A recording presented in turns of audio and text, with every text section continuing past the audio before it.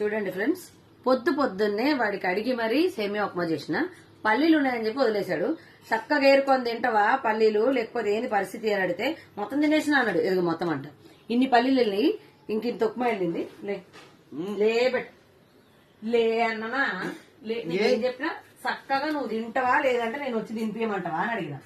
ఇంకా మొల్లిపాప అయిపోయినాడు. మొల్లిపాప పల్లీలు కూడా ఏరుకొని తినని సాయి మనకంట. మంచిగా మర్యాదగా చెప్పిన అందంగా నవ్వకు, మూతి వలుగుతుంది. ఇప్పుడు ఈ పల్లీలు పెడతాం.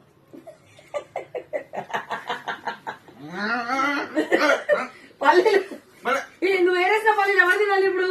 మమ్మీ బాధలు ఎవరికి తెలుస్తుందా? కొడుకు తినకపోయిన బాధనే పొద్దున్న ఇప్పుడు వచ్చినా తెలుసా షూట్ నుంచి. నిన్న సాయంత్రం పోతే ఇప్పుడు వచ్చిన 6 గంటలకి. 6 అంటే ఇప్పుడు 8 అవుతున్నది. ఈ కొడుకులకి ఇంకా తిండి పెట్టాలి, అన్ని పెట్టాలి.